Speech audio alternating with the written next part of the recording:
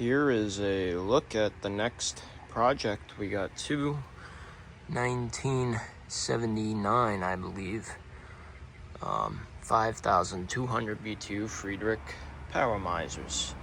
They are complete.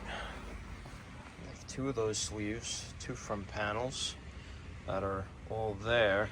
I think that's the better front of the two. This one here, we got a rubbing shroud, and it's got this plastic piece here that's come loose, so we're gonna have to figure that out. The one on the bottom spins free. That one has just started to rot through on the drain pan. This one has not. So they all got their issues. They're generally in about the same condition. I don't know if they have a full charge or not, which you will see, not a very easy refrigerant to get your hands on anymore. Don't ask me why they used R500 in these. I don't know too much about R500.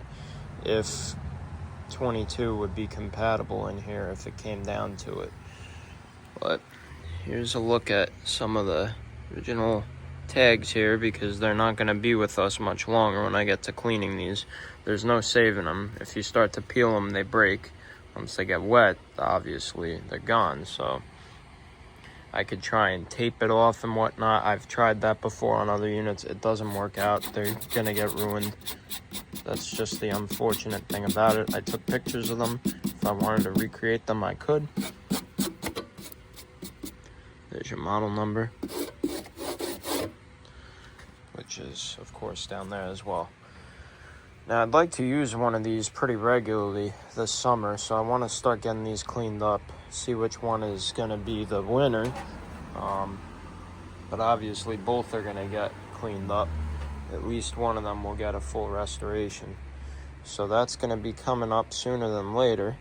I'm going to try, and it's a little too cold out yet, but I'm going to try and jump the thermostat and get these to come on. There's no thermocouple to heat up with your hands, so be right back. So I was about to jump this, and I thought I'd mention this. If you work in the industry or you come across any jumpers that are like this with the extra male spade on it, hold on to them.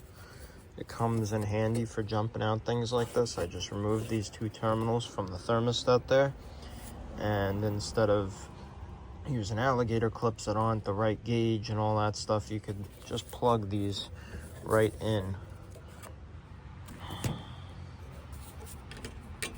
Now we're gonna have to isolate these so we're obviously not shorting out against any of the metal components here, but they just snap right in. You know, if this was more permanent, I would make sure they're tighter than that, but this is just to see if it runs. I'm gonna grab some tape or something to isolate that, and then we're gonna check this thing out. Got the temp gun, and we'll see what happens. All right, again, just for testing, so don't yell at me. Let's see. Compressor for the first time here. I meant to mention this fan. Oh, I did mention it's rubbing, so beg my pardon with that. Let's go for low.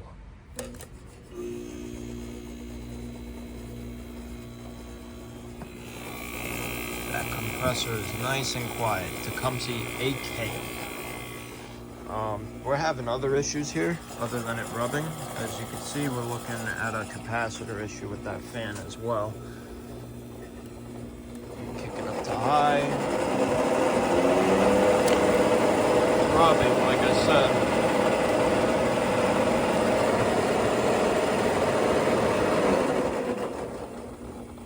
Between speeds.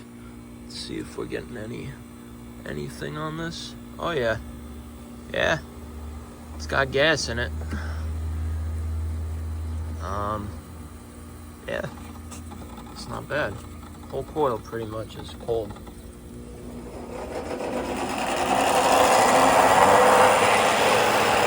Already got heat off the condenser. Oh yeah.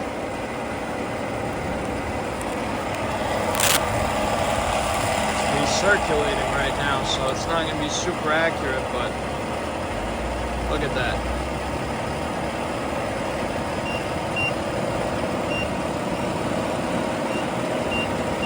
No problems.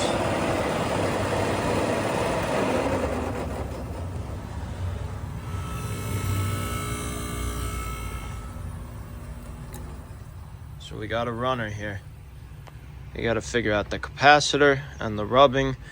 This one ideally is the one I'd like to do a full restoration on first because it is not rotted out. So we shall see. Yeah, not too bad. All right, on to number 2. Same thing, jumped out, got a little ghetto insulators in there. This one, the fan does not rub, so you guys should be able to hear it better. Let's just do high fan first so you could hear.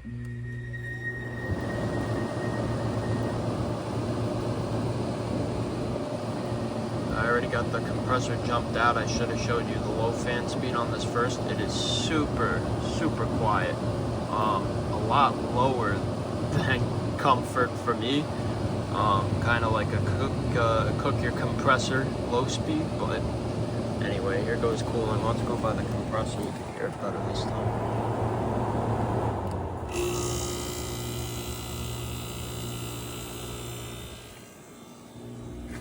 There's your low fan speed. I can tell you this one's got gas in it too because I already feel cooling.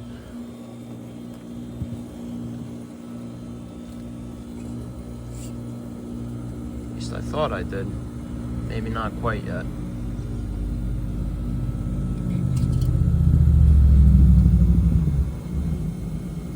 No, yeah. Oh yeah. Yep. It's flooding the evaporator now. Yep.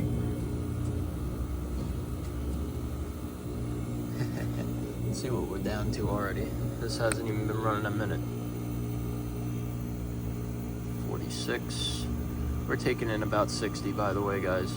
You just heard the compressor change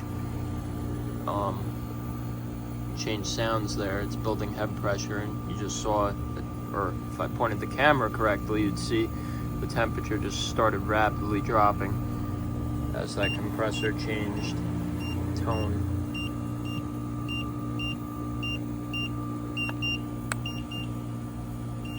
Yeah, freezing.